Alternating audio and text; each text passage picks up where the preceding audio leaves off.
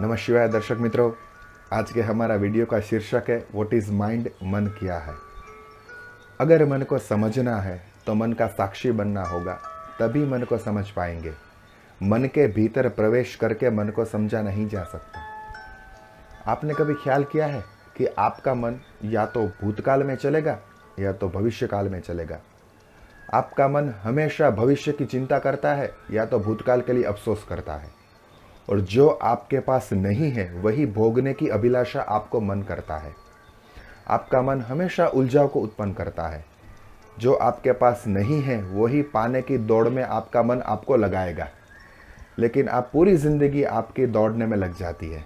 लेकिन वास्तविकता में जो आपके पास है वो आप कभी भोग ही नहीं पाओगे, क्योंकि मन हमेशा आपके पास नहीं है वो ही बताएगा आपको, और जो आपके पास नहीं है उसी की दौड़ लग जाएगी।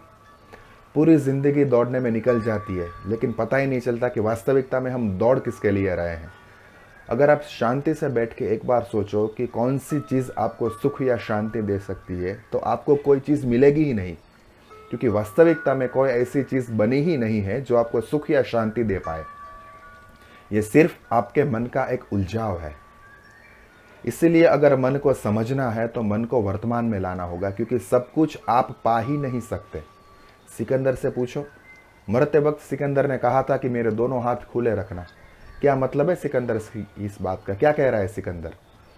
सिकंदर कह रहा है कि संसार में कुछ भी पाया नहीं जा सकता, कुछ भी अपना बनाया नहीं जा सकता।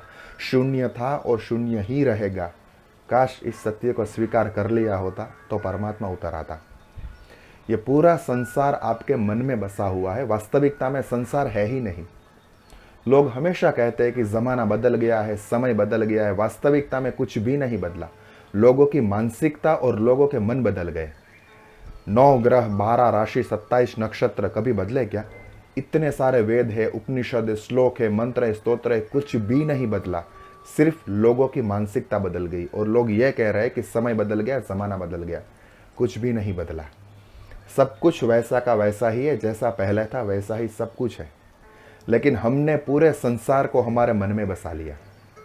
अगर इस मन के इस उलझाव से निकलना है तो एक ही रास्ता है, आपने अपने मन को वर्तमान में लाना होगा। और अगर मन को वर्तमान में लाना है तो मन को अपनी श्वास के साथ जोड़ना होगा। जब कभी भी मौका मिले, जब कभी भी समय मिले, किसी भी एक जगह के ऊपर शांति से बैठ जाना और सिर्फ अपनी श्वास के ऊपर ध्यान करना। जिसे गौतम बुद्ध ने विपासना कहा है, किसी ने शिव सूत्र कहा है, दोनों एक ही है। सिर्फ अपनी श्वास के ऊपर ध्यान करना।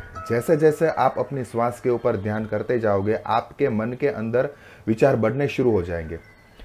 शुरू में आपके मन में बहुत सारे विचार आएंगे, लेकिन किसी भी विचार को पकड़ना नहीं, सारे विचार को बहने देना। जैसे समंदर की लहर बह जाती है, वैसे ही सारे विचारों को बहने देना। आप सिर्फ अपना ध्यान अपने श्वास के ऊपर रखना।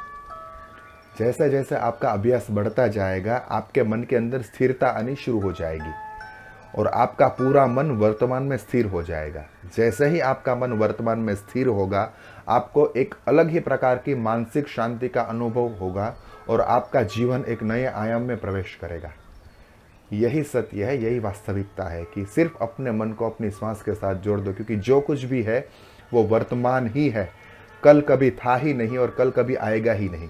जो कुछ भी है वो आज ही है। सब कुछ आज में चलता है। पूरी सृष्टि, पूरी प्रकृति आज में चलती है, सिवाय हमारा मन। हमारा मन ही एक ऐसी चीज़ है जो या भूतकाल में चलेगा या भविष्य में चलेगा। इसीलिए स्ट्रेस और डिप्रेशन की शुरुआत यहीं से होती है, क्योंकि हम प्रकृति से विपरीत जा रहे हैं। पूरी प्रकृति वर्तमान में चलती है, लेकिन हमारा मन भूत या भविष्य में चल रहा है। यहीं से कन्फ्लिक्ट की शुरुआत होती है।